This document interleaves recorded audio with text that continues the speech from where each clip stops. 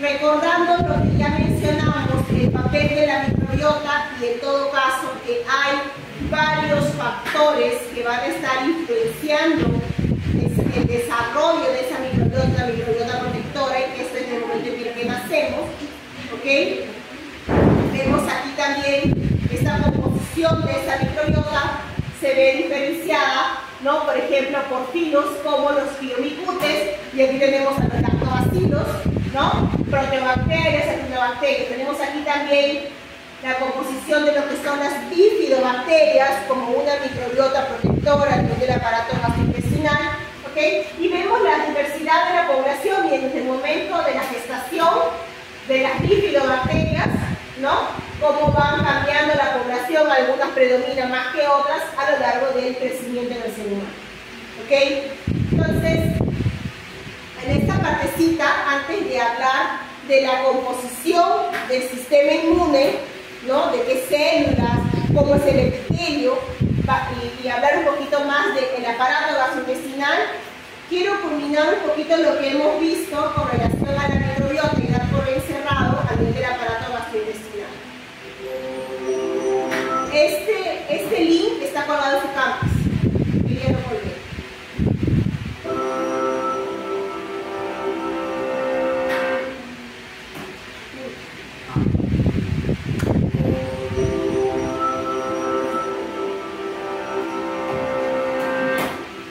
Trillions of bacteria, viruses, and fungi live on or inside us, and maintaining a good, balanced relationship with them is to our advantage.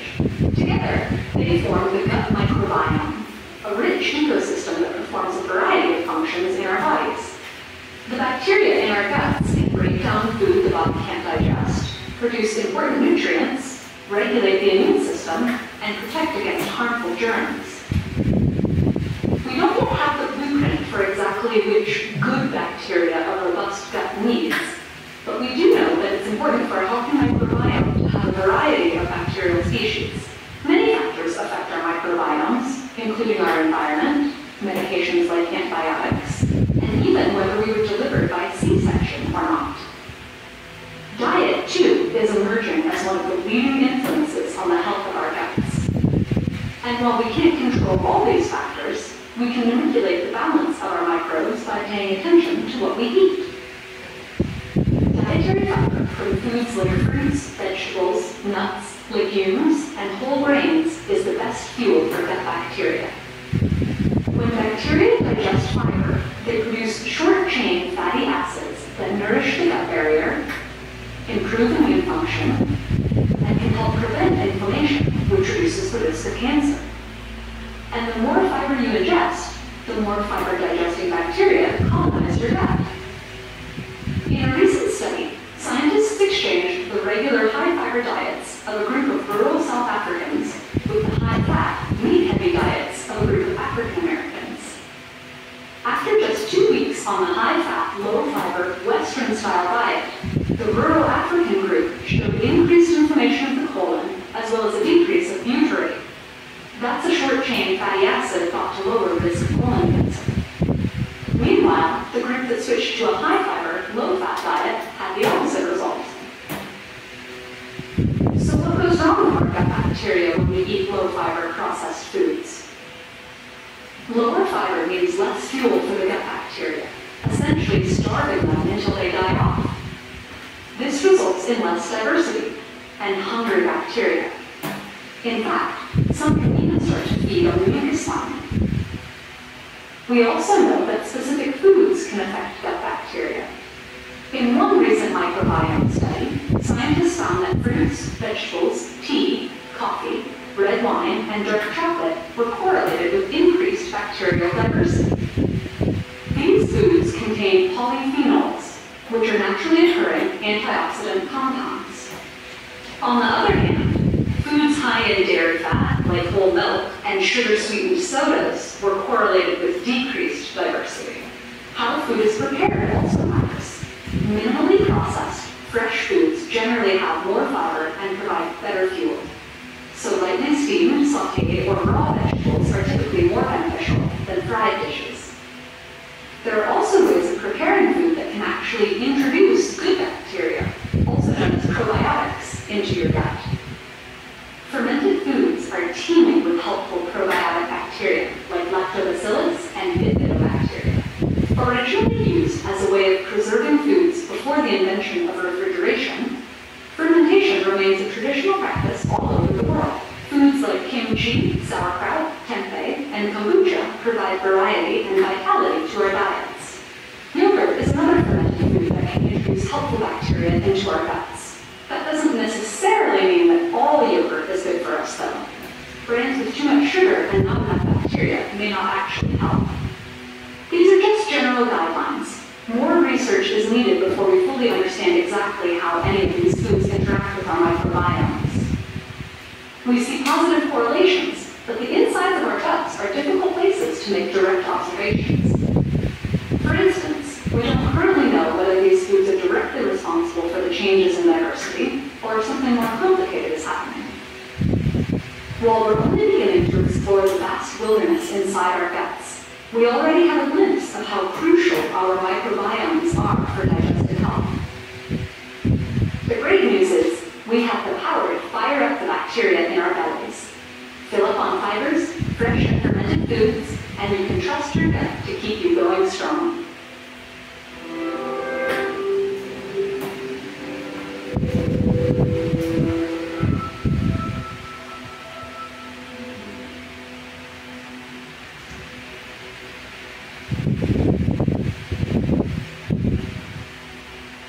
Ok, chicos, entonces han visto, ¿no?, como todos los factores diversos con los cuales nos podemos influenciar a lo que es esta microbiota, ¿no? La diversidad, ¿okay? Los diversos tipos de alimentos, aquellos ricos en fibra, aquellos altos en grasa, la diferencia, ¿okay? Pero no solamente el tipo alimenticio, sino también cómo estos son procesados los alimentos, ¿no? Diferente, algo sancochado, ¿no?, a algo frito, las frituras, ¿no?, el alto contenido de grasa.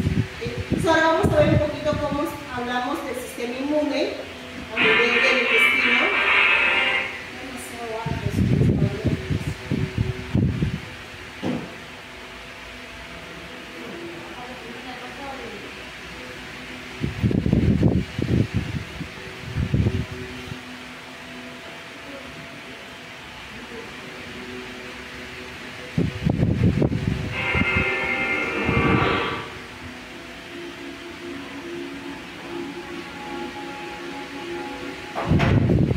Estas son las microvellosidades y las placas de pelo.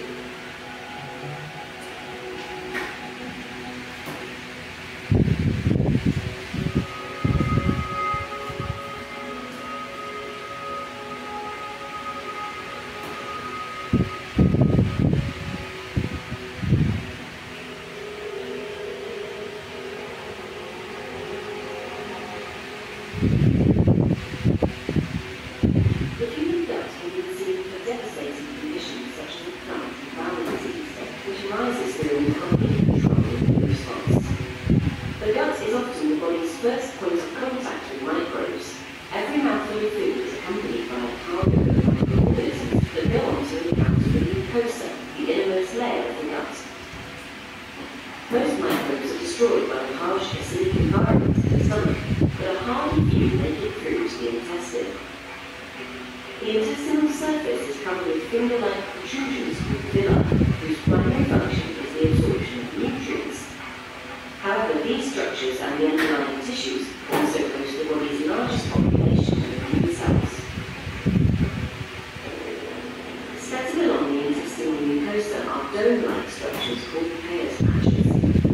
These are enriched in lymphoid tissue, making them key sites for coordinating immune responses to pathogens whilst promoting tolerance to harmless microbes and food. The villi contain a network of blood vessels to transport nutrients from food to the rest of the body. Lymphatics from both Peyer's patches and villi drain into the mesenteric lymph node. Within the villi is a network of loose connective tissue called the lamina propria, and at the base of the villi are the crypts, which host stem cells that replenish the epithelium. Finally, the epithelium, together with its thick overlying mucus, forms an important barrier against microbial invasion. Embedded within the matrix of the Peyer's patch is a mix of immune cells, including T and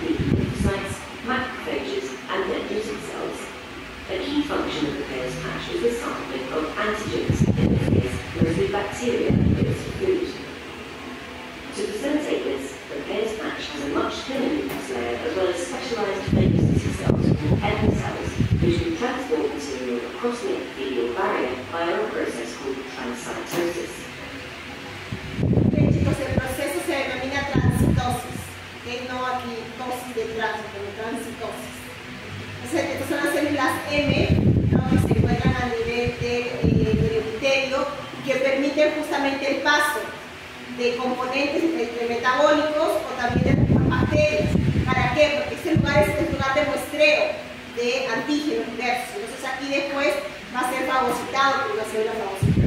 Este mismo mecanismo a nivel de las células M, ¿no? Las células M no tienen microvellosidades, no tienen glucocálix, por eso es que presentan células huecas que facilitan este paso.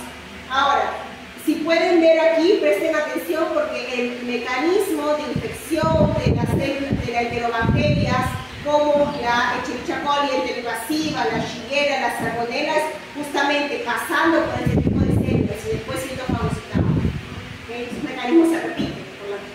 Finally, dendritic cells are able to extend dendrites between epithelial cells to sample antigens that are then broken down and used for presenting to lymphocytes. Sampling antigens in this way typically results in so-called tolerogenic activation, where the immune system initiates an anti-inflammatory response. With their cargo of antigen, these dendritic cells then traffic to the T cell zones of the Peyer's patch.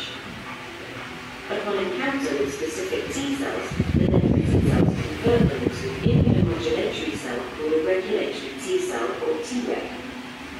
Defects in the function of these cells are associated with inflammatory bowel disease in both animals and humans. These Tregs then migrate to the lamina propria of the villi via lymphatics. Here, the Tregs secrete a molecule called IL-10, which exerts a suppressive action on immune cells within the lamina propria and upon the epithelial layer itself. IL-10 is therefore critical in maintaining immune quiescence and preventing unnecessary inflammation. However, a breakdown in this process of immune homeostasis results in gut pathology, and when this occurs over a prolonged period and in an uncontrolled manner, it can lead to inflammatory bowel disease. Chemical, mechanical, or pathogen-triggered barrier disruption coupled with particular genetic susceptibilities may all combine to set off inflammation. Epithelium coming into contact with bacteria is activated, leading to bacterial influx. Alarm molecules released by the epithelium activate immune cells, and Tregs in the vicinity scale down their IL-10 secretion to enable the immune response to proceed. Dendritic cells are also activated by this environment and start to release key inflammatory molecules such as IL-6, IL-12, and IL-23. Effector T cells also appear on the scene, and these coordinate an escalation of the immune response by secreting their own inflammatory molecules, tumor necrosis factor alpha, interferon gamma, and IL-17. Soon after the effector T cells have arrived, a voracious phagocyte called a neutrophil is recruited. Neutrophils are critical for the clearance of bacteria. One weapon in the neutrophil armory is the ability to undergo a dramatic form of cell destruction called mitosis. This leaves behind. Okay, este es el mecanismo de mitosis, que no neurosis, mitosis. Justamente el neutrófilo llega, ¿no?, condensa todos sus componentes y lo libera para afuera, ¿no? Y aquí forman las trampas extracelulares. Behind a jumble of DNA saturated with enzymes called a neutrophil extracellular trap. Although this can effectively destroy bacterial invaders and plug any breaches in the epithelial wall, it also causes collateral damage to tissues. Slowly the time begins to turn, and the bacterial invasion is repulsed. Any remaining neutrophils die off via apoptosis, a non-inflammatory form of cell death, and are cleared by macrophages. Epithelial integrity is restored by replacement of any damaged cells with new ones from the existing growths. Finally, Tregs are recruited once again to calm the immune response. Targeting the molecules involved in gut pathology is leading to effective therapies for inflammatory bowel disease.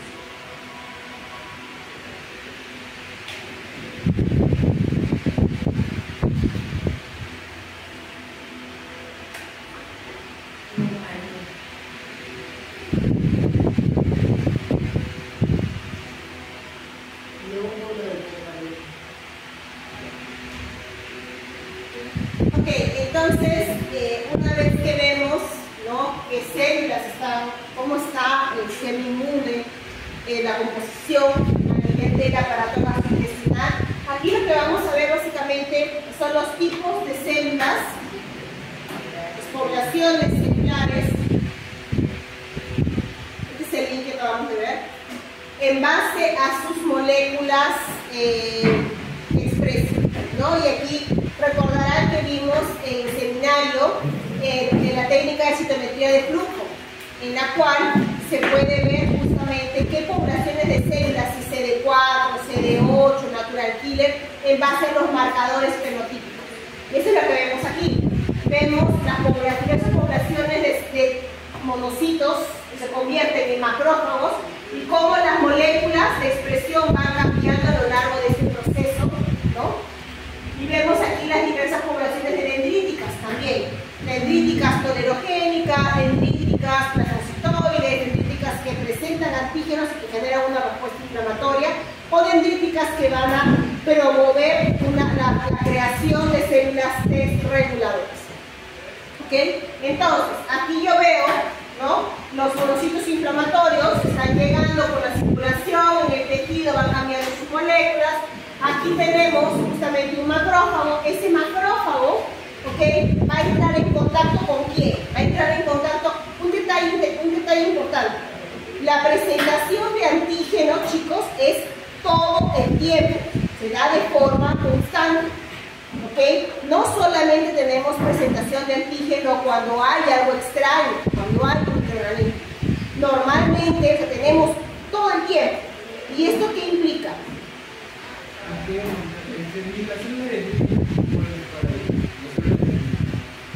¿Dendrítica? ¿Para la presentación de antígeno? No, digamos, ¿Para el muestreo de antígenos? ¿Para activar qué?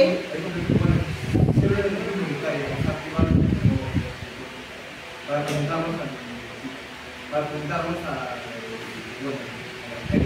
Creo que se refiere a eso o tal vez a la etapa de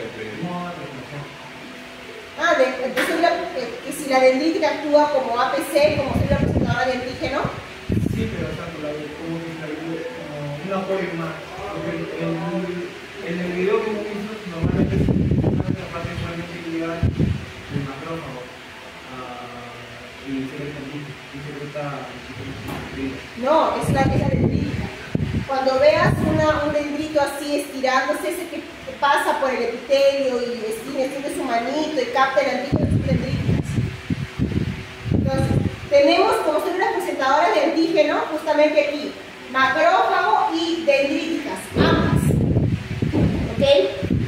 Por un lado, aquí tenemos el caso del macrófago entrando en contacto con la microbiota. ¿Ok? Entonces, este macrófago entra en contacto con la microbiota, sabe que es no patógena, entonces lo que va a hacer una presentación de antígenos secretando citocinas como interleucina 10. ¿Y qué va a promover? Va a promover que se genere células T reguladoras. Yo tengo aquí homeostasis, balance, no inflamación. ¿Ok? Esto es en términos de contacto con la microbiota. Por el otro lado, los alimentos, cómo genero tolerancia a alimentos, la tolerancia oral. ¿Ok? Aquí tenemos los componentes de nuestra dieta, que justamente lo que también se menciona, ¿no? Cómo esto va a favorecer la respuesta, esa interacción. Tenemos aquí las células dendríticas, también llegan como células, como monocitos, y se van a transformar en dendrítica del tejido por señales. Y aquí tenemos diversos perfiles. Esta dendrítica inmadura entra en contacto con los componentes de la alimentación, ve que no hay problemas en estos componentes alimenticios y, por un lado, llega a lo que es el linfonodo mesentérico. La presentación de antígenos, ustedes han visto, la captación se da a nivel de las microvellosidades y de las placas de Peyer. O sea, el monitoreo, ¿no? Pero una vez que se capta el antígeno, este es llevado al linfonodo, al órgano linfoide secundario más cercano, y en este caso, a nivel del estómago, el mesentérico. está aquí. ¿Okay? Entonces, a nivel del órgano linfoide mesentérico va a haber la presentación de antígeno. Y dependiendo del tipo de antígeno, dependiendo de la modulación de la respuesta de cada individuo, se va a generar esta interacción y se va a producir, la dendrítica va a producir diversos tipos de citocinas. Puede ser interleucina 10, puede ser interleucina 12, dependiendo, y esto va a generar, por ejemplo, interleucina 10, T regulador, interleucina 12, TH1, ¿ok? Interleucina 6, interleucina TGF-beta, TH17. Entonces depende del tipo de antígeno que la dendrítica ha captado, ¿ok? Entonces aquí se generan por el contacto diversos tipos de células T, ¿okay? Y esto puede ser por los diversos tipos de respuesta, ¿no? De repente el componente de la alimentación es alimento alto contenido en grasa, y aquí que se genera inflamación, ¿no? Como mencionamos en las clases pasadas, vimos cómo la respuesta a nivel de los metabolitos que son procesados generan diversos tipos de perfiles. Y esos tipos de perfiles son generados en base al muestreo y la presentación de antígenos, ¿ok? Entonces, esto para tener en cuenta que básicamente podemos entender qué características tienen las APCs en base a sus marcadores, ¿no? Hoy en día técnicas como la citometría de flujo permite identificar eso, ¿okay? Permite un mejor entendimiento de las respuestas, ¿okay? Bien, aquí tenemos la otra población de células que ya habíamos visto en un video anterior, inclusive que mencionamos en clases pasadas, las células linfoides similares, ¿okay? Las ILCs. Las ILCs se encuentran a nivel de las mucosas, en el aparato respiratorio, en el aparato gastrointestinal, ¿okay? Básicamente tenemos tres tipos. Este es el video, el link del video de las ILCs, que está también en la clase pasada, el link del video. No sé cómo ustedes hacen para estudiar, pero en los PPTs, al final, después de integremos, apliquemos, hay las referencias que se usó para generar los PPTs que ustedes tienen, y también hay actividades sincrónicas, asincrónicas. Son algunas preguntas, los links de los videos, algunos que yo paso, y algunos papers también adicionales. Entonces, justamente estos links están ahí. ¿Okay? Entonces, tenemos aquí, ¿cuántas ILCs hay? 3. 1, 2, 3. ¿Ah? ¿Cómo? ¿Para escuchar algo? ¿Aló? ¿Es tú? ¿No? No, todavía no. Ok. Bien, entonces tenemos 1, 2, 3. Básicamente la 1 va de la mano con la respuesta mediada por las TH1. Recuerden, las ILCs actúan en la innata. Son células linfoides, o sea, el progenitor es un progenitor, el mismo progenitor que la célula B y la célula T, y que la natural killer. Pero actúa la ILC en la innata, igual que la NK. Eso les mencioné desde el inicio de clase, ¿no? Entonces, la ILC1 actúa junto con la natural killer, por ejemplo, para respuesta inmune frente a bacterias intracelulares, frente a virus. Lo que se asemeja a una respuesta de TH1, un perfil de TH1. ¿Ok? La ILC2 actúa en respuestas inmunes frente a emitos. Ayuda a aumentar la producción de moco con las células caliciformes. O sea, actúa junto con una TH2. ¿Ok? ¿Frente a qué? ¿No? ¿Frente a qué? Helmintos, parásitos helmintos, verdes y gámetas. ILC3 está relacionado a perfiles de homeostasis.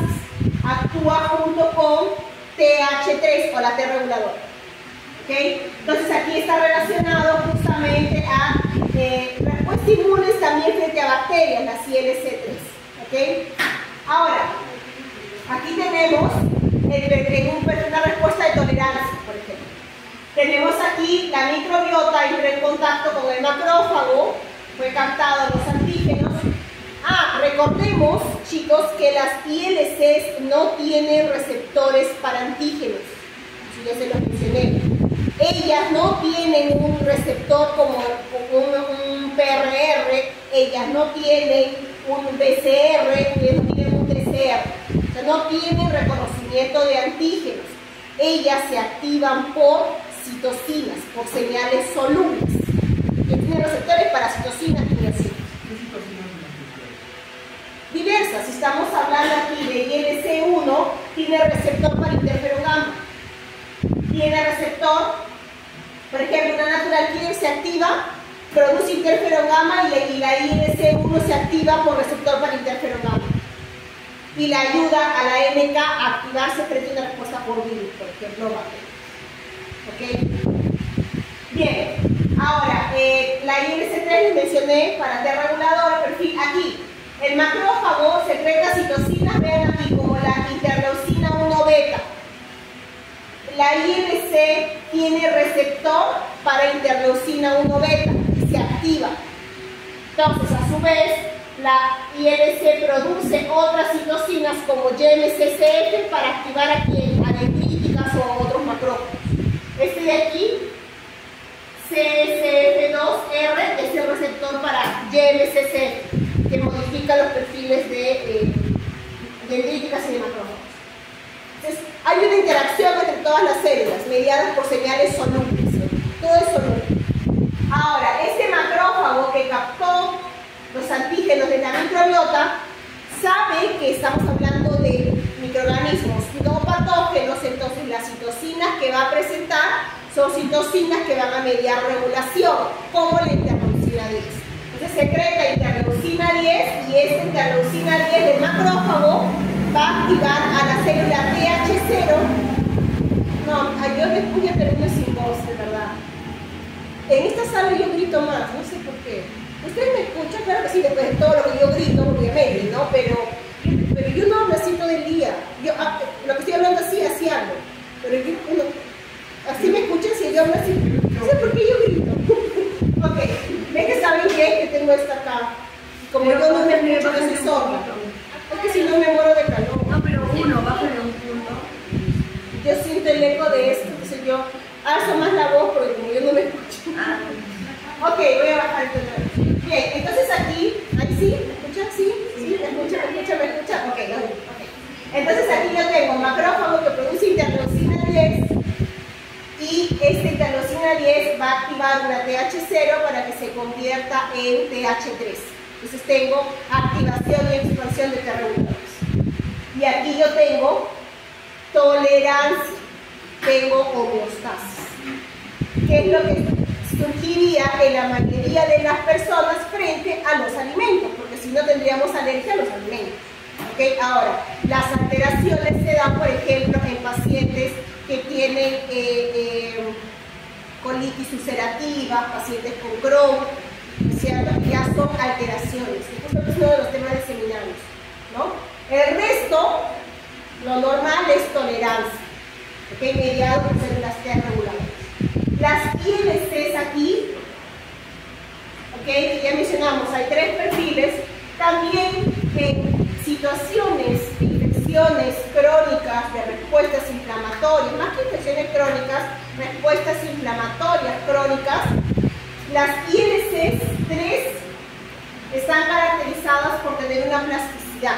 ¿Qué implica eso? Implica que pueden pasar a secretar citocinas reguladoras a citocinas inflamatorias en el momento de cronicidad. Por ejemplo, tenemos una ILC reguladora que es esta de aquí y que secreta, ¿no?, citocinas como IL-10, pero en un caso de un paciente, por ejemplo, con Crohn, ¿okay?, esta ILC3 pasa, en lugar de interleucina 10, pasa a producir interferón gamma e interleucina 17. Y aquí yo tengo inflamación. ¿Okay? Entonces, y aquí en lugar, ¿no?, de ser una reguladora, ya tengo un perfil inflamatorio. Y esto se asocia junto al ILC1 y ahí tengo inflamación en el sistema. Profesora, pero no es una activación de los siguientes que hablé en el caso de los Crohn. ¿Cómo? De la activación de los siguientes NFKB. Los NFKB para... ¿NF-kappa-beta te refieres? Ya. ¿En dónde? En la enfermedad de Crohn, para el inicio de los tipos inflamatorios. Si hay activación mediada por ese factor de transcripción. Sí.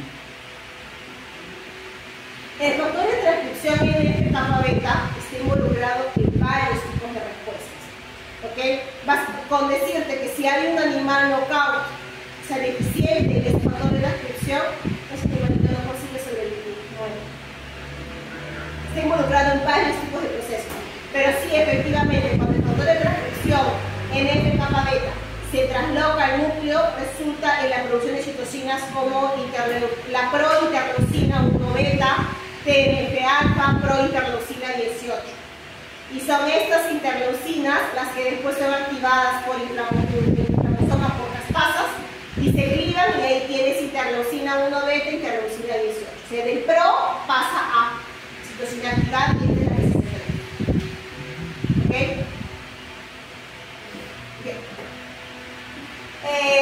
En el caso de la microbiota, justamente la microbiota interactúa. ¿Qué ejemplo? La microbiota, porque está relacionado con mecanismos de homeostasis, también está relacionada a inducción de mecanismos protectores. O sea, no solo porque tengo microbiota, tengo homeostasis y no hay protección. O sea, hay una protección basal. Esa protección basal, justamente por la misma microbiota, mediado por moléculas como adaptadoras como el MID88, se activa todo el receptor a nivel de las células de panel y estas producen alfa-defensivas, péptidos antimicrobianos. ¿Okay? Todo primera línea de defensa. Primera línea de defensa. ¿Okay? Entonces, la microbiota, primera línea de defensa. Alfa-defensivas, primera línea de defensa. Y esta contra que protege contra la eventual entrada de un patógeno. Vean, el patógeno está entrando, las células de por sí ya tienen un mecanismo protector basal. Lo mismo, la microbiota entra en contacto con las células del epitelio intestinal, ¿no? Que forman parte también de la estructura. Son varios tipos de células, las células de pan, las células del epitelio intestinal, las placas de Peyer, ¿no? Estructuras diversas, ¿no? Entonces aquí tenemos que también la microbiota, al entrar en contacto con las células del epitelio del intestino, también inducen la producción de beta-defensinas.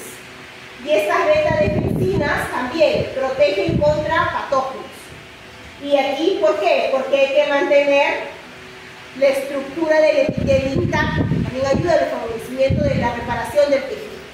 ¿Okay?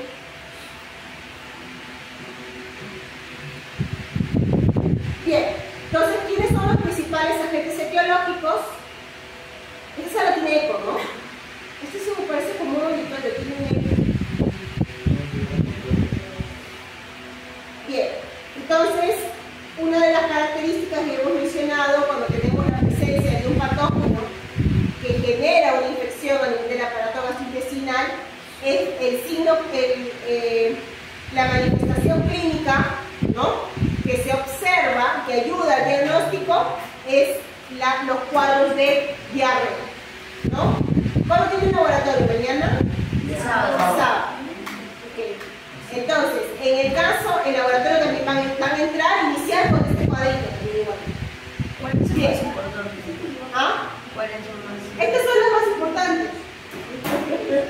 Hay un montón más, pero estos son los más importantes. Ok, entonces, aquí una de las características, y es en base al tipo de diarrea, ¿no? Puede ser una diarrea de tipo acuosa, básicamente pérdida de líquido, ¿ok? O una diarrea, se conoce como disentería, síndrome de disentería. Disentería, ¿en qué se va a diferenciar de una diarrea acuosa? ¿Alguien tiene idea? En las heces, que es la muestra que ustedes van a solicitar, ¿no? ¿Qué muestra solicitan? ¿No? Entonces, en las heces se va a presentar, en la disentería, sangre y moco. ¿Ok? Y también hay presencia de leucocitos, aumento.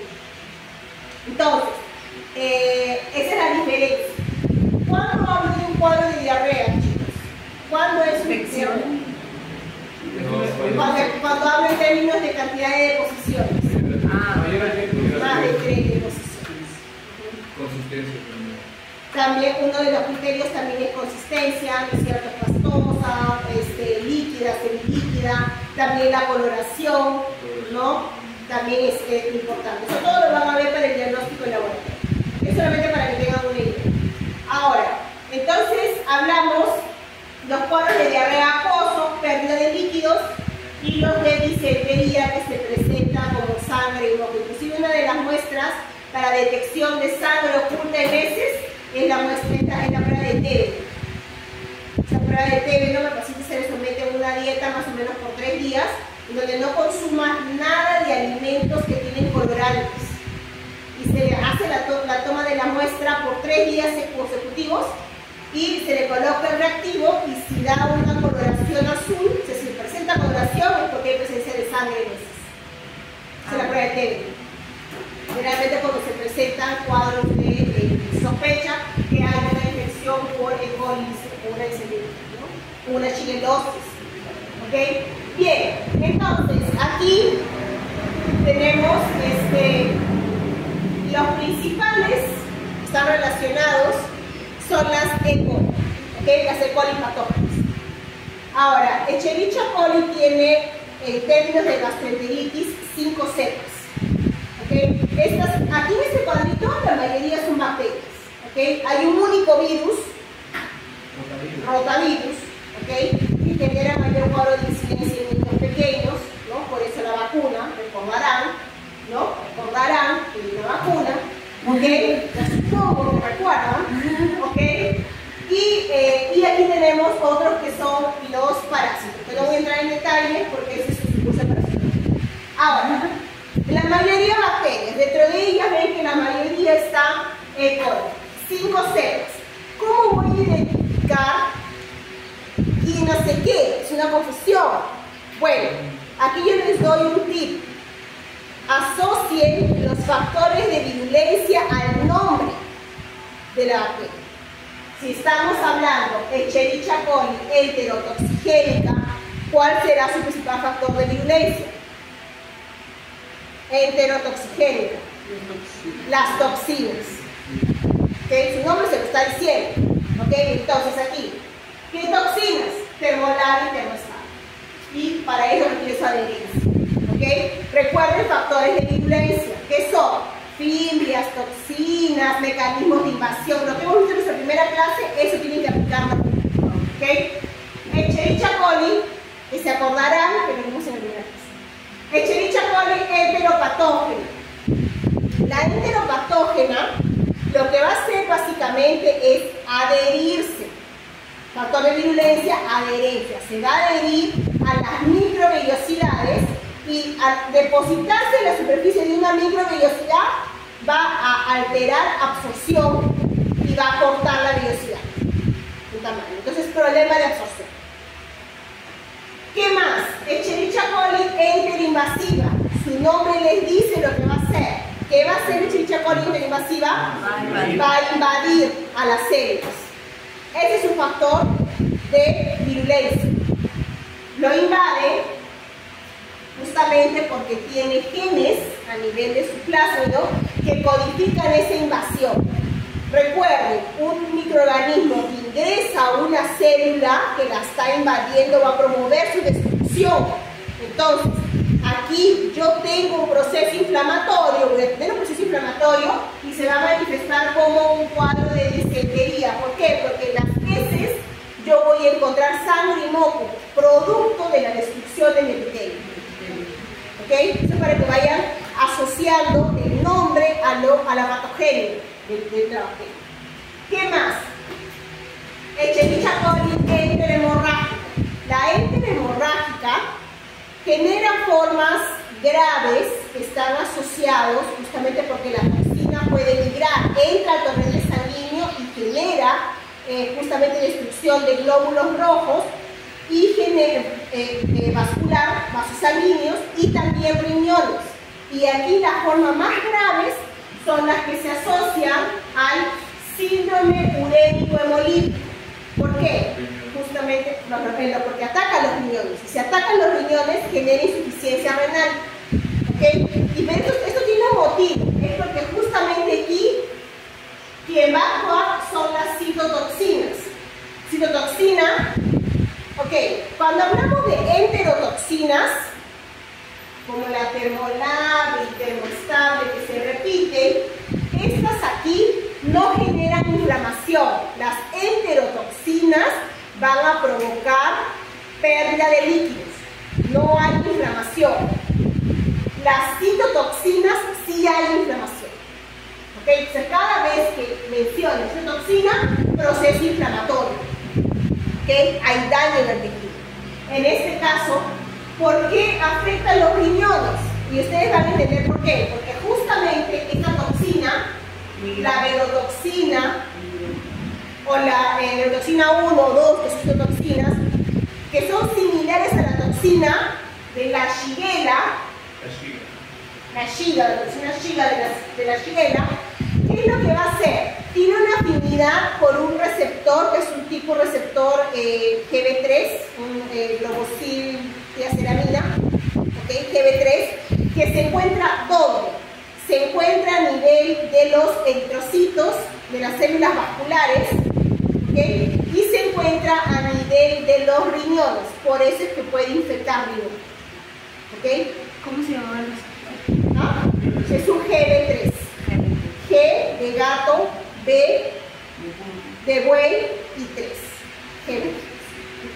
Ahorita lo voy a mostrar más adelante. ¿Okay? Les estoy dando algunos tips para que puedan asociar cómo estudiarlo. ¿Okay? Yo sé que es mucho dato, inclusive, ¿no? Para mostrarlo les doy lo más resumido. Célula vascular, ¿no? ¿Ah? Célula vascular y los riñones, células renales. Ok, entonces, la Escherichia coli enteragregativa. ¿Qué es lo que va a hacer? Su nombre les está diciendo. Enteragregativa se va a agregar. Cuando tú piensas en una bacteria que se agrega, piensen en los ladrillos apilados en la pared, uno sobre otro. Eso es agregarse. O sea, se va a agregar. Y el detalle está en que al agregarse esta bacteria, ¿okay? Va a estimular a nivel de las microvellosidades, a nivel del epitelio en general, que haya producción de moco. Y esta producción de moco grueso va a formar una biopelícula alrededor de la bacteria que se ha agregado. Entonces aquí tenemos formación de biofilms. Y ya sabemos la importancia de la formación de biofilms en términos de patogénesis. ¿Okay? Entonces eso es lo que es la agregativa. ¿Qué es lo que genera? Produce enterotoxina. La Shigella va a encontrarse formando infecciones, generando diarreas de tipo acuosa y disentería. ¿Cuándo es que? Justamente, la disentería es generada por la especie Shigella dysenteriae, esta de aquí. Solamente la Shigella dysenteriae, porque hay varias especies de Shigella. Shigella sonei, Shigella flexneri, ¿ok? Pero es la Shigella dysenteriae la que presenta la citotoxina, que es la verotoxina 1-2, que es la toxina Shiga, que es semejante a la enterinvasiva. Entonces hasta aquí ya pueden ir asociando enterinvasiva con Shigella. La salmonela tiene mecanismos semejantes. ¿Ok? No sé qué grupo le toca. ¿Alguien responder? No responder eso. ¿Ok? Entonces, más que nada cuando se muestra es la similitud de la patogénesis. ¿Ok? Esas características. Entonces la salmonela también, diarrea acuosa, diarrea disentería. ¿Ok? La salmonela, la variante que es más importante, había varias especies, pero hoy en día se menciona más la que genera la tifoidea, la fiebre tifoidea, que es la que tiene la más importancia. ¿Okay? La salmonela típica. Que para el laboratorio inclusive hay kits ya de diagnóstico, es más rápido. Porque genera cuadros de fiebres endémicas, que no son comunes. Bien, Campylobacter. El querido Campylobacter se encuentra en todas partes. El Campylobacter se encuentra en varios tipos de reservorios de agua contaminada, en la carne de animales que están contaminados, infectados, malcocidos, crudas, en las heces de estos animales, y también cuando una persona está infectada y no se lavó las manitos cuando salió del baño y te da, hola hermano, ¿cómo estás?, te contagia la comida.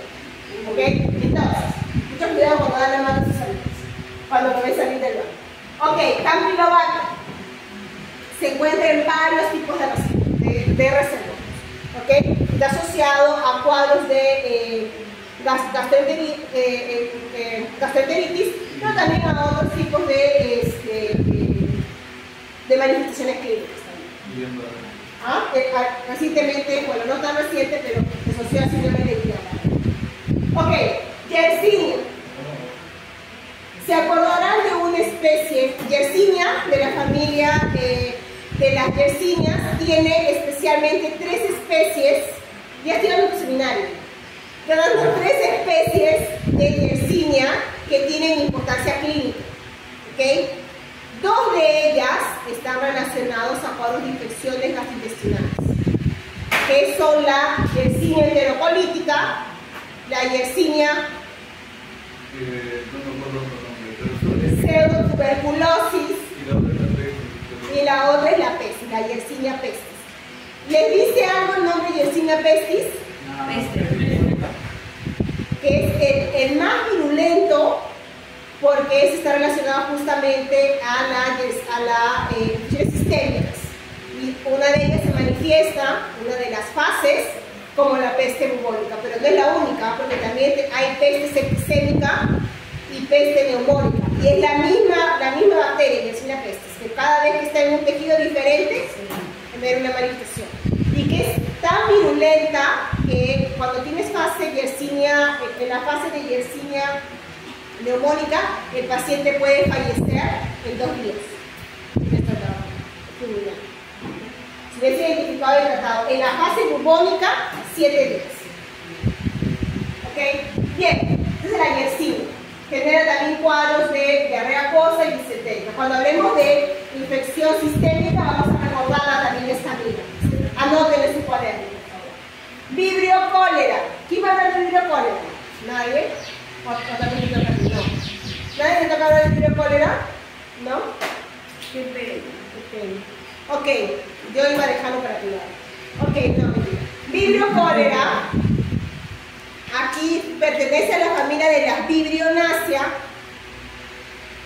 Ojo, es bacteria, no es virus. Me coloca, porque ya me he preguntado hasta ahorita, he dado una clase ya varios días, pregunto ya, entonces, este microorganismo, ¿qué tipo de microorganismo? Virus. El hecho de que se llame vibrio no significa que sea virus. Cero, se me pone el virus. Este virus genera virus, ¿ok? Vibrio cólera es una bacteria que se encuentra justamente en agua contaminada. La característica de esta familia hay para lo que se generan infecciones de mayor importancia epidemiológica, son 3 nada más. Pero en general estas familias se presentan en ambientes acuáticos y toleran gran cantidad de pH alcalino, pero también con altas concentraciones de sal. Eso quiere decir que puede estar en el agua marina. ¿Okay? Y de aquí que viene que te puede dar una infección por vibrio cólera por consumir alimentos tipo pescados, mariscos, crudos o mal cocidos, ¿okay? Contaminados con agua contaminada. ¿Okay? Ahora, ¿alguien se acuerda qué tipo de enfermedad genera el vibrio cólera? El cólera, ¿no? Una cólera me va a dar cuando tomen el examen y no lo responden. El vibrio cólera genera justamente el cólera, ¿okay?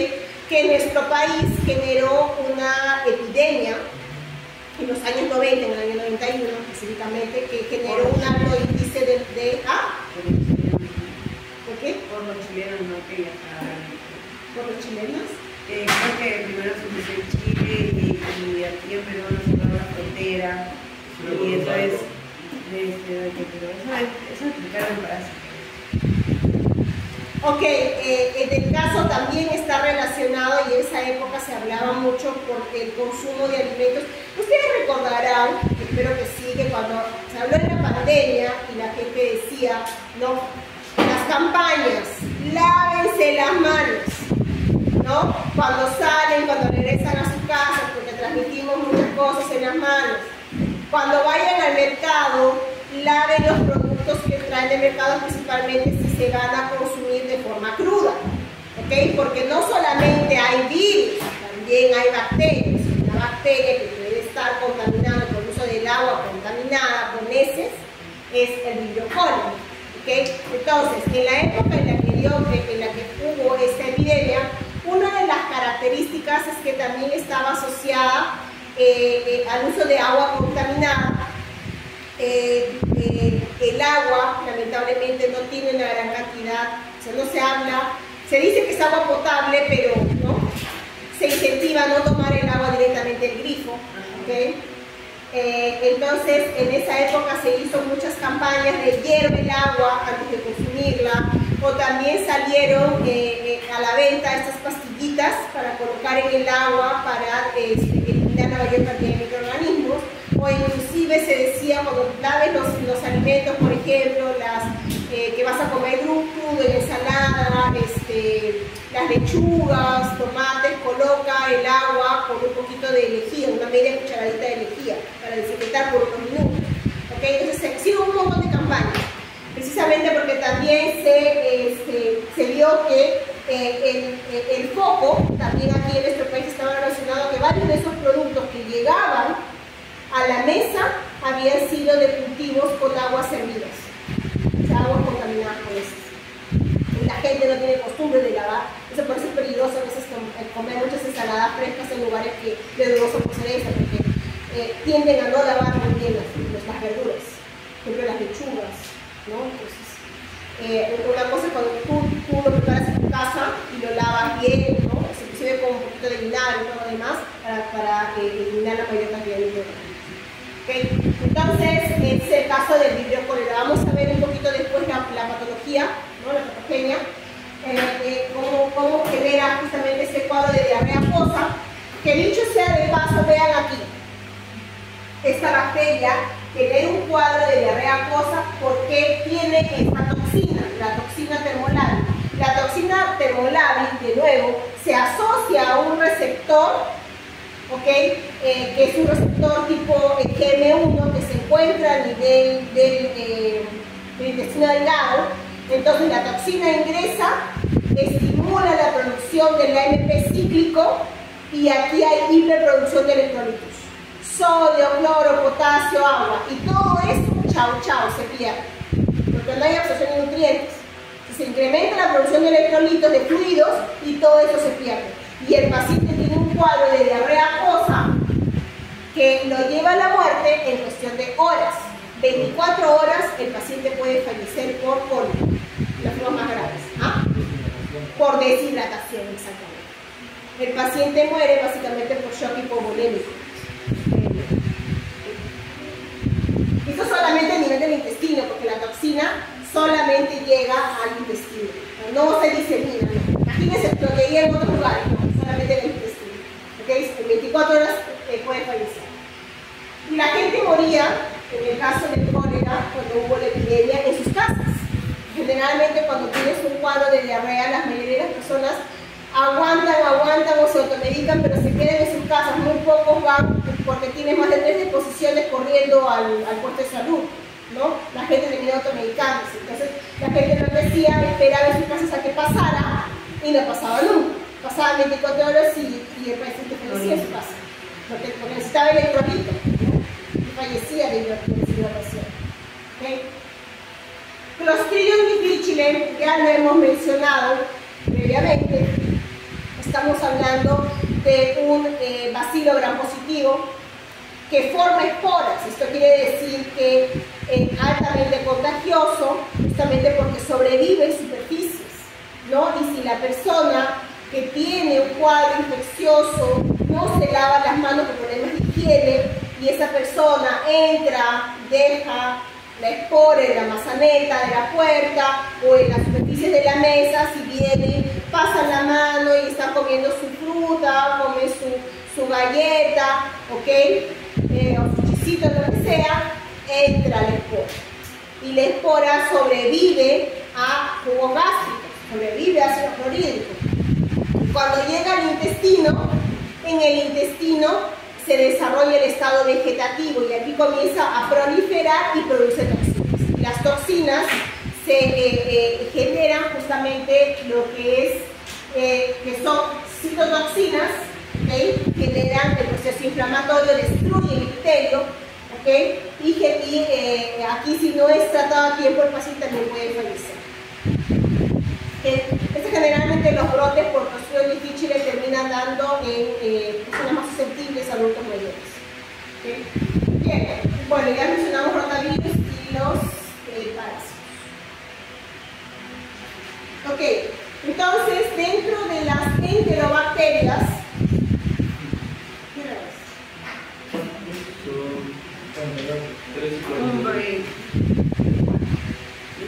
Soy yo la que hablo en septiembre. ¿A qué hora son los seminarios? ¿Hasta qué hora tenemos clases? Hasta las 7, hasta las 5, y 4 y media, ¿no? Bien, las enterobacterias están relacionadas justamente, es un grupo de bacterias heterogéneo, una gran diversidad, que están relacionados y tienen una importancia clínica, bacilos gram negativos. La característica de las enterobacterias es que presentan lo que se conoce como el antígeno común enterobacteriano. Este antígeno común lo comparten toda la familia y se presenta justamente en la forma del LPS. El LPS está formado por 3 componentes. Estos 3 componentes se encuentran a nivel de la pared celular. Esto ya lo sabemos porque estamos hablando de una bacteria gram negativa. ¿Okay? Entonces, recordemos la estructura de la bacteria gram negativa, que está por aquí: membrana externa, espacio periplásmico, proteínas, peptidoglucano, membrana interna, citoplasma, ¿okay? Y a nivel de su pared celular tiene el LPS. El LPS de 3 componentes y aquí tenemos en la parte externa, dice el escrito, es el polisacárido O. El polisacárido O tiene justamente una importancia para la serologificación de las bacterias, o sea, los diferentes serotipos de bacterias, los antígenos. Ahora, en el verde, este rombito verde es el antígeno común enterobacteriano, que puede estar formando parte del componente del LPS entero o puede estar solo a nivel de la membrana. Y en la parte más interna, este rectangulito, es lo que es el lípido A. El lípido A es la endotoxina en sí, es lo que va a generar lo que es el signo clínico, por ejemplo, causante de fiebre. ¿Okay? Entonces, es una característica. Tenemos aquí la clasificación serológica, se basa no solamente en el polisacárido somático O, sino también en el antígeno flagelar, los antígenos que están a nivel de flagelo, ¿okay? Que son los antígenos H, y también los antígenos capsulares o antígenos K. Eso ayuda a ver los diversos serotipos que hay. Aquí es un poquito más de lo mismo, el antígeno O, ¿no? Fagocitosis, el flagelo, motilidad, y el capsular inhibe fagocitosis por complemento, esa es la vía clásica. Entonces, dentro de las enterobacterias, la que resalta más y que tiene mayor incidencia, la E. coli, ¿no? La E. coli, chicos, está relacionado a varias patologías, no solamente a cuadros de gastroenteritis. También lo tenemos aquí en cuadros de septicemia, meningitis neonatal, ¿okay? Y la próxima semana vamos a continuar hablando de la E. coli, pero esta variante que tiene infecciones urinarias, que es la UP, la Escherichia coli uropatogénica. Aquí tenemos las cepas de E. coli, ¿no? Aquí es la Escherichia coli enterohemorrágica. Ingresa la bacteria, ¿no? Que produce la toxina, esta ingiere, circula, pasa al torrente sanguíneo, destruye hemácias, ¿ok? Y después altera lo que son las células de los riñones, generando lo que se conoce el síndrome urémico hemolítico, ¿no? Manifestado por insuficiencia renal aguda. Bien, aquí vamos a hablar un poquito de cada cepa. ¿Okay? La Escherichia coli enteropatógena virulencia más importantes son sus pilis, que se conocen como pilis formadora de gases. Justamente ¿por qué? Porque es por sus pilis que se van a formar las colonias de bacterias. Se va a unir, vean, por las pilis, ¿okay? Y estas bacterias todas van a depositarse en la superficie de las microvellosidades. Si la microvellosidad tiene como función absorción, va a comenzar a acortar de microvellosidades. ¿Y qué se manifiesta? Problema de absorción. ¿Ok? Destrucción de microvellosidades, mala absorción, diarrea acuosa. ¿Ok? Ahora, una de las características que se manifiesta la enteropatógena es que está asociado más comúnmente a los cuadros de diarrea infantil. Y también el contagio, la transmisión es de persona a persona, contaminación. ¿Ok? Persona a persona. ¿Qué más es importante aquí? Cuando hablamos de Escherichia coli enteropatógena, ¿ok? Y su principal factor de virulencia es la adhesión, entonces tienen adhesinas. Las adhesinas reciben el nombre de intimina. ¿Ok? Cuando hablamos de fimbrias, cuando hablamos de adhesinas, tenemos que tomar en cuenta que tiene que adherirse, para la redundancia, a algún receptor, ¿ok? Para generar justamente este mecanismo de adherencia, ¿ok? En este caso, Escherichia coli enteropatógena, ¿cómo se va a adherir? ¿A qué receptor? Bueno, el receptor al cual se adhiere la enteropatógena, ella misma lo provee. ¿Y cómo lo va a hacer? Por ese sistema de secreción de tipo 3. Cuando vamos a mencionar, sus compañeros van a mencionar varias veces, sistema de secreción de tipo 3, sistema de secreción de tipo 4, de tipo 2, sistema de secreción. Profesora, ¿qué significa eso? Bueno, cuando hablamos del sistema de secreción estamos hablando de grupos de genes que van a codificar diversos factores de virulencia de los microorganismos. Por ejemplo, la adhesión, por ejemplo, invasión, ¿okay? Por ejemplo, destrucción de epitelio. ¿Okay? Entonces, aquí habla del sistema de secreción de tipo 3. En las yersinias se habla de tipo 4, por ejemplo. ¿Okay? Y hay otros tipos de bacterias que también hablan de 3. En general, cada una de ellas dentro del sistema de secreción está codificando este conjunto de genes asociados a la patogenia que ellas realizan. ¿Okay? En este caso, el sistema de secreción de tipo 3 va a facilitar la translocación del receptor para la intimina, un receptor para esta intimina que la misma bacteria, como les mencioné, va a proveer. Y este receptor para la intimina se denomina TIR. Este TIR viene de las siglas receptor translocado de intimina, nada más significa eso. Entonces, miren aquí, la bacteria, aquí, amplificado en un zoom. ¿Estoy escuchando a alguien que está estudiando o está repitiendo lo que va a hablar? Aquí escucho un eco.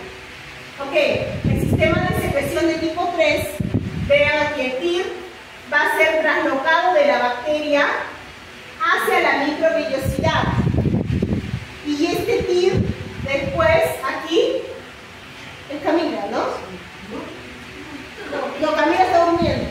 Okay.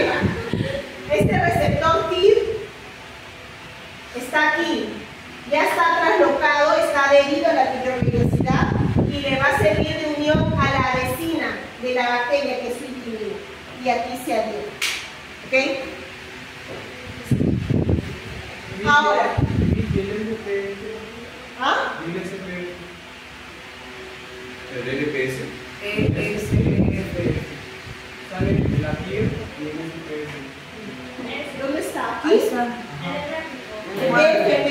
No, ESP. Ahí está el ESPF. Ah, es otro gen, es otro componente que está siendo traslocado para ayudar a la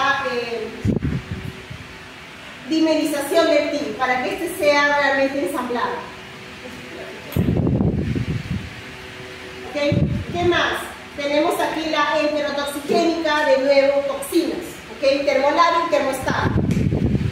La bacteria tiene sus fimbrias. Estamos hablando, la E. coli es una bacteria de tipo Perítrica. Quiere decir que están alrededor. Sus flagelos están alrededor de toda la estructura de la bacteria. ¿Okay? Se va a adherir, ¿okay? Y va a liberar sus toxinas. Esta toxina, la termolábil, la termoestable, la termolábil, se une a un receptor tipo gangliósido presente a nivel de las microvellosidades, le permite la entrada por la vacuola. ¿Okay? ¿Y qué es lo que va a hacer la toxina? De nuevo, una toxina que tiene subunidad A, B, la subunidad A es la enzimática.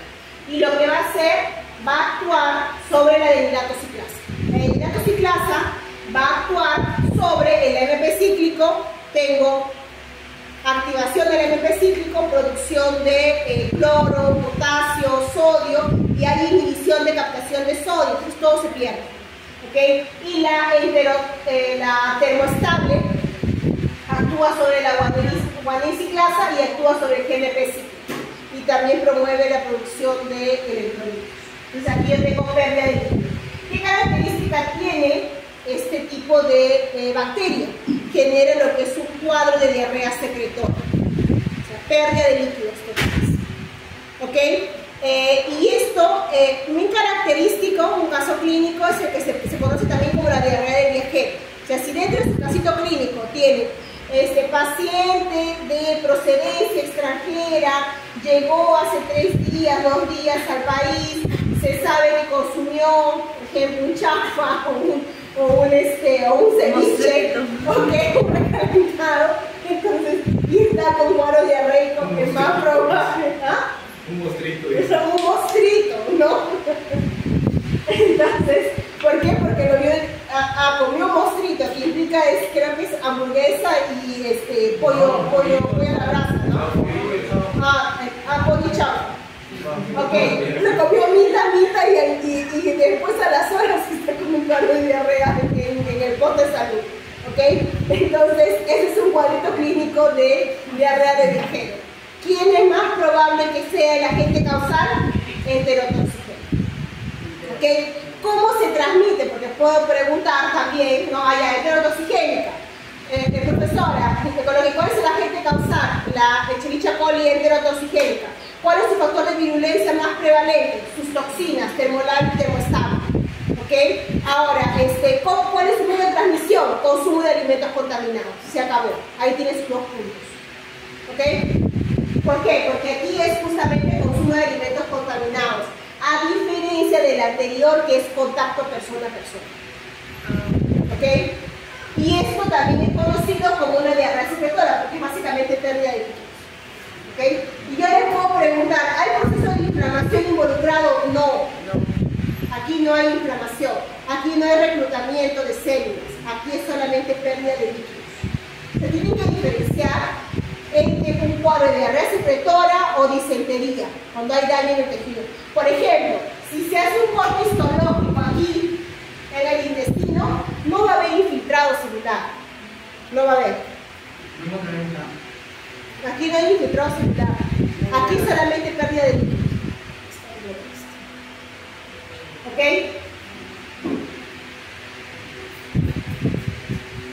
Enteroagregativa se agrega. ¿Ok? Hasta el cansancio se agrega. Entonces ven aquí, forma los, se apila, se agrega. Esto va a estimular en las células caliciformes la producción de moco, que lo va a rodear como una biopelícula. ¿Ok? Tenemos aquí la bacteria con sus flagelos, su flagelina, entonces va a terminar siendo en las células que esto captan por sus mismos receptores estas señales por PRR y van a producir situaciones inflamatorias. Aquí en la enteragregativa, ¿okay? Hay producción de citocinas, ¿no? TNF-alfa, interleucina 1 beta, componentes quimiotácticos que van a reclutar la representación de antígeno. Va a reclutar, va a haber presentación de antígeno y la célula que va a caracterizar va a ser la célula TH17, productora de interleucina 17. Y esta interleucina 17 va a reclutar neutrófilos. Y los neutrófilos son súper importantes para el control y la eliminación de la bacteria.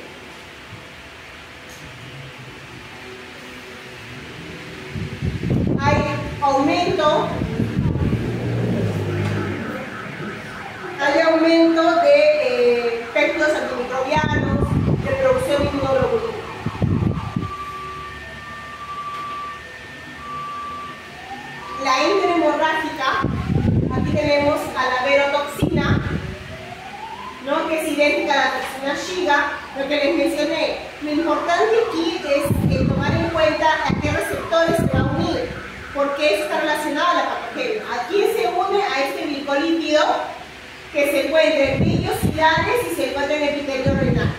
Entonces, aquí lo que yo veo es la toxina Shiga, ¿no? Que ingresa a la célula en el enterocito, puede llegar a los vasos sanguíneos y a nivel de las células del endotelio encuentra el receptor, estoy llorando, encuentra el, no sé qué encuentra, ¿adentro algo? Así, creo que Se ha conmovido. sí, me amo tanto que el mostrito que no almorzaba, pues el mostrito me conmovió. Algo me entraba. No, me dice que respire.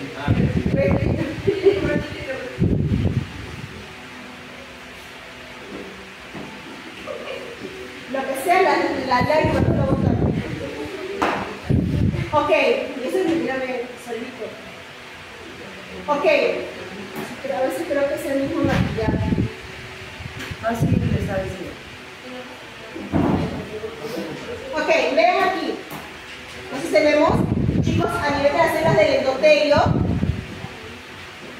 la toxina va a encontrar el receptor, este receptor GB3, ok, y va a ingresar al endotelio. Una vez que está en el endotelio, altera, ¿no?, la producción de proteínas. Una célula que no produce proteínas muere. Entonces aquí yo tengo, ¿no?, el tejido muerto que se va acumulando y a nivel de los vasos sanguíneos puedo tener microtrombos. ¿Okay? Y cuando llega al riñón, en el riñón hace lo mismo a nivel de las células renales y genera, ¿no?, alteración, insuficiencia renal, y aquí es cuando se manifiesta las formas más graves que se tiene como el síndrome urémico hemolítico, que se caracteriza por la presencia de trombocitopenia, anemia hemolítica microangiopática. Cuando se le ve el proceso, se le hace al paciente un conteo de plaquetas, se encuentra disminuido. El conteo de eritrocitos también. ¿Okay? Entonces, característica, ¿no? Puede ser un pacientito que hace 2 o 3 días se presenta comió algo, se presentó con cuadro de diarrea y después se complica. Y se presenta esa característica. Cuadro de diarrea. ¿Cómo? ¿Este qué? Sí. Ya me está pasando, ese no podía ni ver, ya puedo ver. Entonces, ¿ah? Entonces, el serotipo.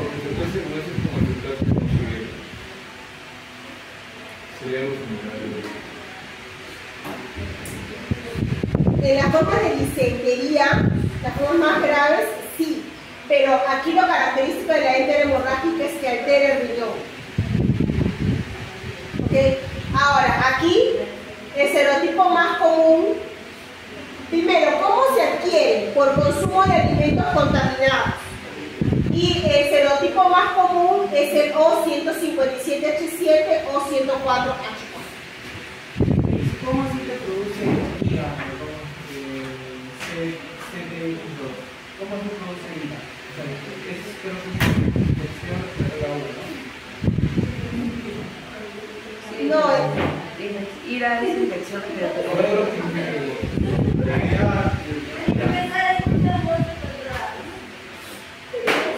ok, aquí en este caso es porque como está a nivel del torrente sanguíneo, puede generar alteraciones a nivel respiratorio. Ok, por eso.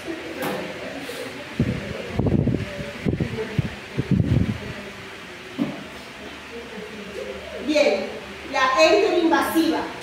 La enteroinvasiva va a invadir porque tiene genes que codifican la invasión. Entonces, en este caso, las células, justamente estos genes en los plásmidos, es el PI, ¿no? Y aquí esta bacteria va a realizar a través de las células M transitosis.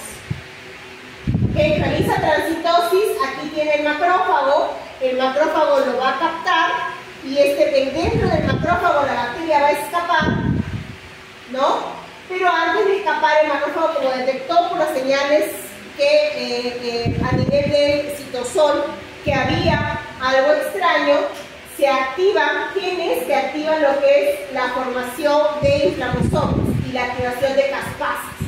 Y en este caso activa mecanismos de muerte mediados por la producción de citocinas inflamatorias como la interleucina 8, la interleucina 18, la interleucina 1. ¿Okay? Y aquí lo que sucede es que el macrófago muere después de producir citocinas inflamatorias. Este tipo de muerte es piroptosis. ¿Okay? Entonces aquí en la bacteria sale toda campante del macrófago y va a continuar el proceso de infección. Y este proceso de infección a nivel del enterocito va a ingresar alterando la estructura del citoesqueleto con receptores tipo integrinas, ¿okay? Ingresa y dentro y se forma una vacuola endocítica. Pero la bacteria escapa de la vacuola endocítica y promueve alteración a nivel del citoesqueleto, en el caso de las colas de actina. Y estas colas de actina le favorece a la bacteria la infección a través de lo que son los espacios intercelulares.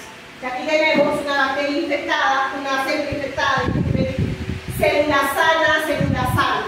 La bacteria va pasando de un enterocito a otro por los espacios intercelulares.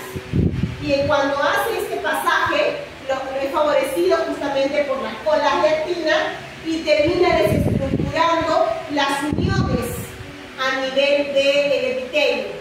Y esto es lo que provoca la destrucción del epitelio.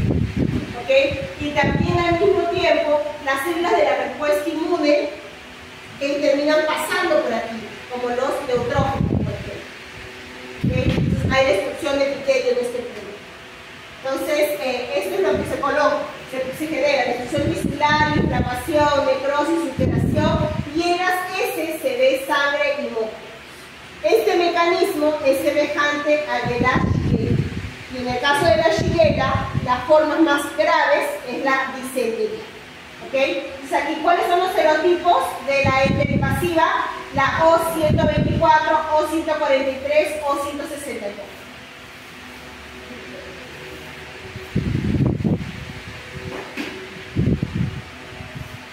La Shigella, aquí, se encuentra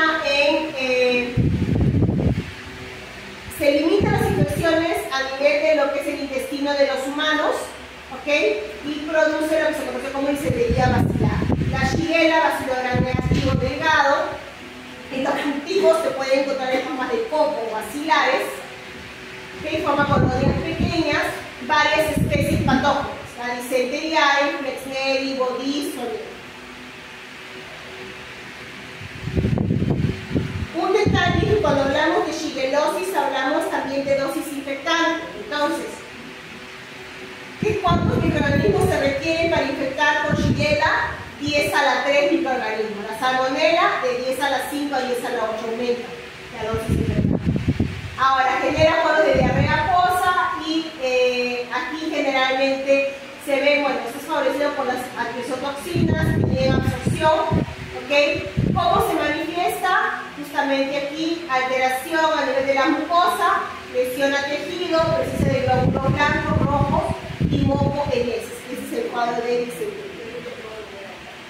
La etiopatogenia, semejante a la Escherichia coli invasiva. Tenemos aquí a la Shigella que ingresa por la célula M, se hace transitosis, ¿ok? Es captada por el macrófago que lo va a fagocitar, pero ella escapa del macrófago e induce mecanismos de muerte mediados por la producción de citocinas inflamatorias. Tenemos mecanismos de piroptosis. Y la bacteria después va a invadir enterocitos. Y aquí esto verdecito que ven aquí, chicos, esto verdecito es las colas de actina, que le va a permitir, como les mencioné a la bacteria, vean, infectar de forma lateral. ¿no? Atravesando los espacios intercelulares. ¿Okay? Como ella ha realizado este mecanismo de invasión y destrucción, desestructura el epitelio del intestino y precisamente provoca un separamiento, una desestructuración de los componentes que unen y permite al mismo tiempo el paso de las células de respuesta inmune como los neutrófilos. Entonces, para el eventual control también se genera activación, producción de, aquí tenemos células como las natural killer, coproductoras de interferón gamma, célula innata, y en la adaptativa células X, ¿no? Células THX. ¿Okay? Aquí la parte del diagnóstico en la shigellosis, aquí la producción de la presencia de moco, ¿no? En las heces, sangre y moco. Aquí tenemos para el diagnóstico confirmatorio una Garma Conkel, ¿no? Generalmente cuando hay sospecha de infección por Shigella, no se sabe rápidamente que es Shigella, porque la clínica es muy semejante a una E. coli derivasiva o una Salmonella. Entonces, importante el diagnóstico diferencial. Entonces, generalmente cuando te dicen que es Shigella, han descartado por otras pruebas que sea Salmonella o E. coli derivasiva. ¿Okay? Entonces, es importante aquí las pruebas, los cultivos, como el Garma Conkel, en el caso de la Shigella es lactosa negativo, y cuando se diferencia por cultivo, por medio del cultivo de la Salmonella, se utiliza el agar Ectoin o el agar SS.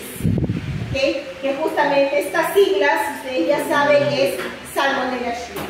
¿Okay? Y aquí se manifiesta precisamente porque en el caso de la Shigella, cuando se ve el crecimiento en el cultivo, no forma colonias productoras de hidróxido de sulfuro, ¿no? Ácido sulfúrico. Okay, ácido sulfúrico. Entonces, que se manifiesta normalmente como una colonia de color negro, ¿ok? No, la salmonella. Cuando es salmonella, ¿okay? La salmonella presenta las colonias negras, ¿no? La Shigella no presenta. Ese es el diagnóstico de diferencia. Por medio selectivo. Eso yo quería para confirmar, ¿no? Si es que nos salen de la Garma Conkel y el agar SS. Claro, ajá. Lo que pasa es que aquí lactosa negativo puede ser salmonella. También. Entonces aquí hay diferencias de la salmonella. O sea, aquí ya tú sacaste del cuadro que era E. coli, ¿no? Pero aquí todavía sospechas que puede ser. Ok, la fibrionasia, ya les mencioné, se encuentra a nivel del ambiente acuático. ¿Okay? Soportan diversas concentraciones de sales, ¿okay? Pueden estar en medios alcalinos, así como otras concentraciones salinas. Hay 90 especies identificadas, de las cuales para el hombre 12 son patógenas y para enfermedades de transmisión alimentaria son 8. Pero para importancia epidemiológica 3. ¿Okay? Y de estas están Vibrio cólera, Vibrio parahemolíticos, que generan justamente estas dos cuadros de infecciones gastrointestinales, y la tercera, Vibrio vulnificus, que está asociado a cuadros de septicemia, fascitis necrotizante, ¿okay? O sea, generalmente por contacto con heridas.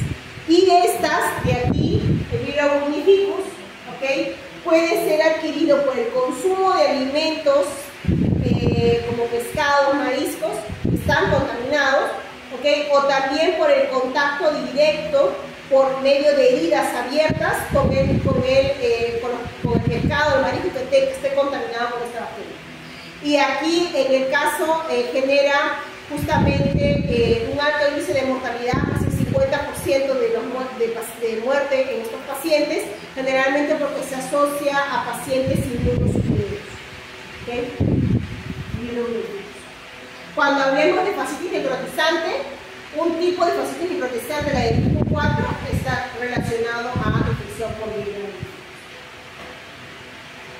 Bien, entonces aquí comparamos a las tres, ¿no? Vibrio cólera, ya sabemos, un detalle en el caso de vibrio cólera, no todas las bacterias tienen la toxina colérica, algunas no las tienen.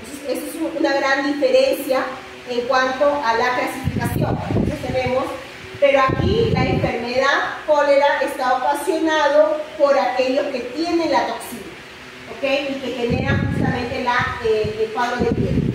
Ahora, el reservorio acuático, ingestión de agua, alimentos contaminados, a nivel del intestino delgado, la producción de toxinas, ¿no? que activa el AMP cíclico, ¿ok? Y la manifestación. ¿Tienen idea de cómo es la diarrea, el tipo de diarrea que se presenta en un paciente con cólera?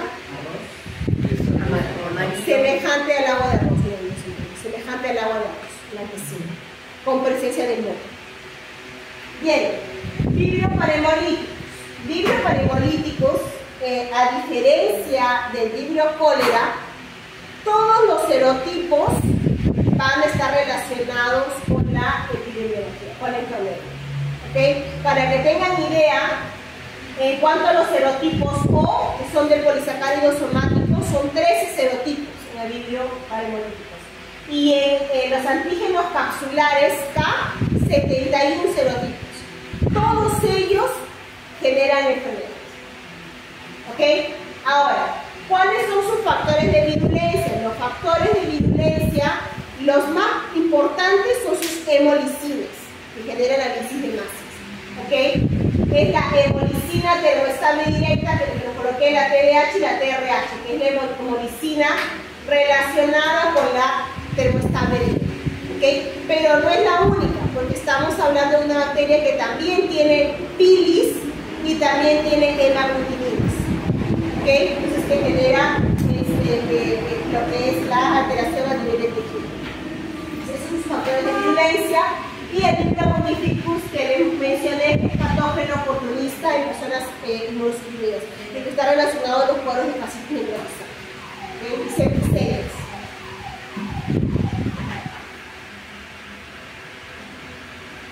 En el caso del vibrio cólera, hay dos biotipos, el biotipo clásico y el biotipo EITOR.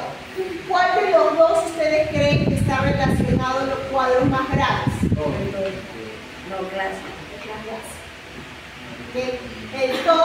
El biotipo EITOR genera las formas más leves o inclusive asintomáticas. Entonces aquí, en este caso, vacíos negativos, móviles, tienen un solo antígeno H que se refiere a flagelo, ¿no? Y tienen 100 antígenos O, y ahí que tiene varios serotipos. Aquí está el cuadro de los casos notificados en el año 91, ¿okay? Cómo fue disminuyendo la incidencia, ¿no? Alto índice de mortalidad en esa época. Un detalle cuando se habla de vibrio cólera, que es importantísimo, es que son altamente sensibles a la presencia del ácido clorhídrico, o sea, los jugos. Por eso es que la dosis infectante es alta. Miren, una persona normal, eso quiere decir con su pH, con sus jugos básicos, ¿ok? 10 a la 10 para enfermarse cuando consumes alimentos líquidos y 10 a la 4 alimentos sólidos, porque esta bacteria es susceptible al jugo básico.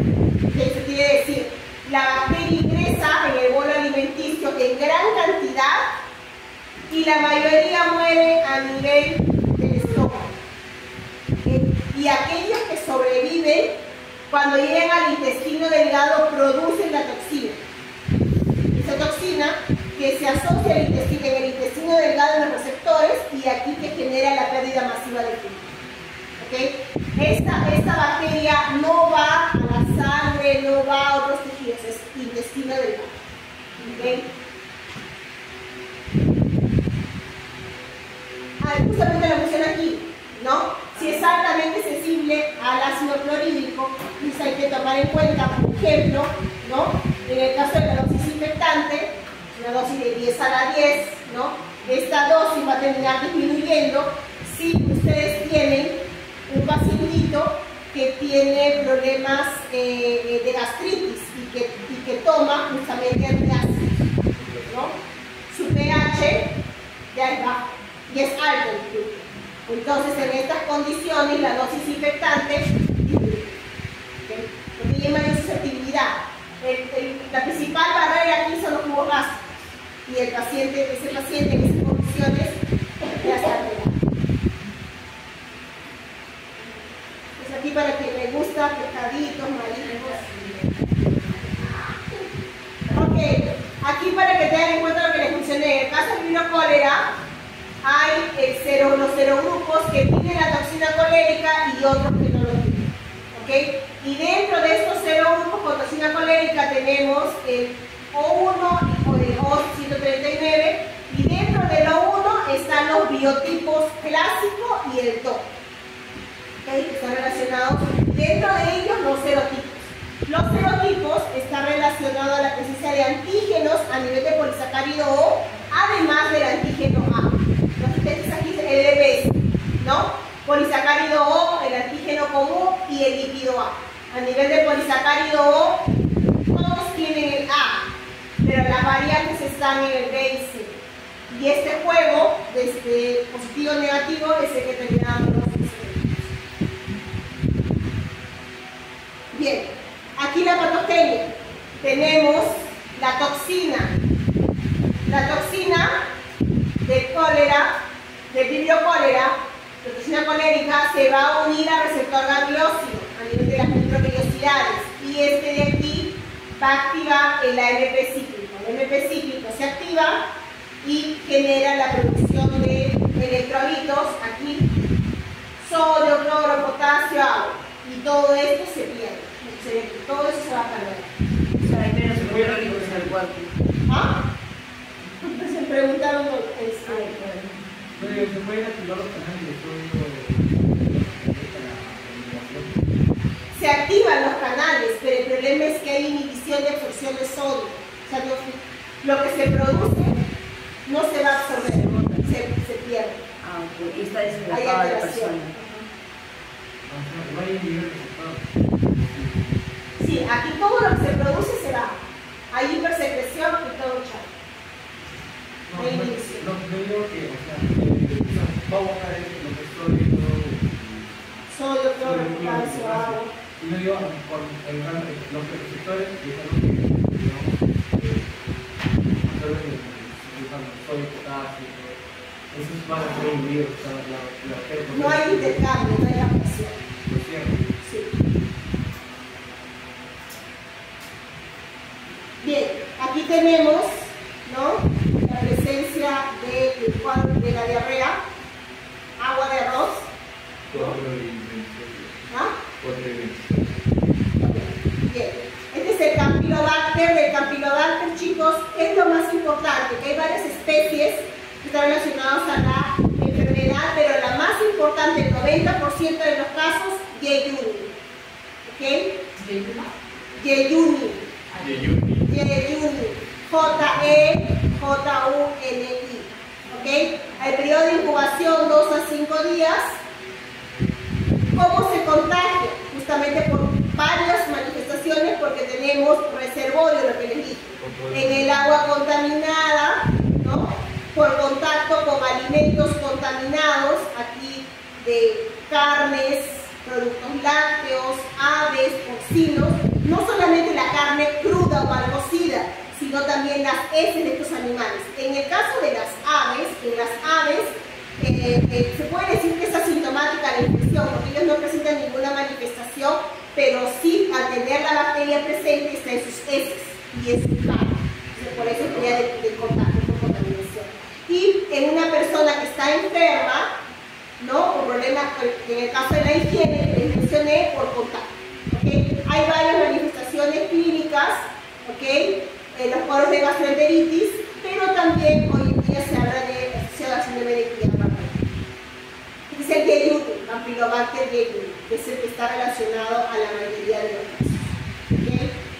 Los factores de virulencia están asociados justamente a su flagelo, que le permite la motilidad, ¿no?, la cápsula de polisacárido que inhibe fagocitosis, el LPS, proteína citotóxica. Una de las más importantes es la toxina listetona citoletal porque provoca la dendrosis a nivel de las células que ha infectado.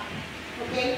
Y estos son los plásmidos que codifican justamente sus factores de invasión, y de tipo 4. Y esto, chicos, es un resumen en grafiquito de lo que hemos visto.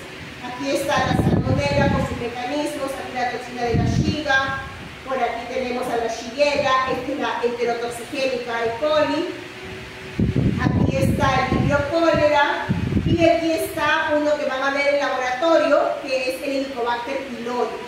Una de las características del Helicobacter pylori muy interesantes es que dentro de sus factores de virulencia es la producción de enzimas como la ureasa.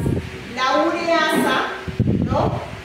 Transforma la urea y aumenta la producción de cristales de amonio.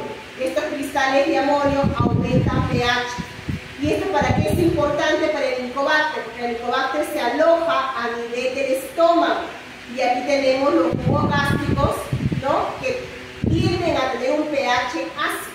Pero para el Helicobacter no le conviene esa acidez y lo va a convertir en básico. Y así coloniza sobre. ¿Okay? Entonces, esto de aquí es importante porque hay pruebas de diagnóstico de tipo invasiva, ¿no?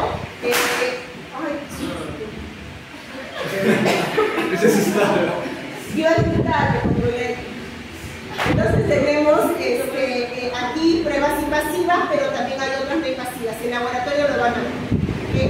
Para que tengan una idea. En base a sus factores de virulencia. ¿Ok, chicos? Y para finalizar este casito clínico que fue tema de examen en ediciones pasadas, ya no más.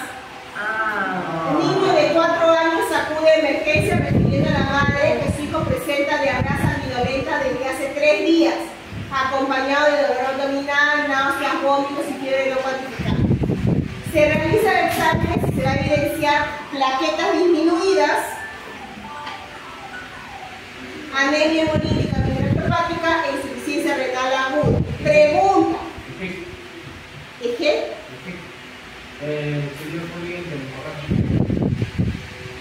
El agente causal es la Escherichia coli enterohemorrágica.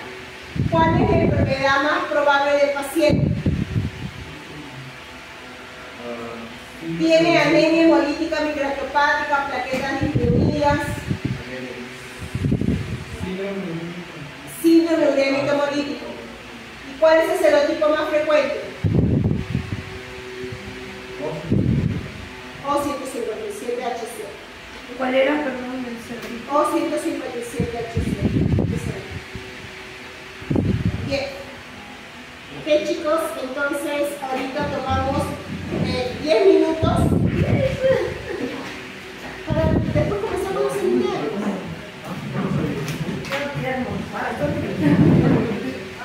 Ok, en los seminarios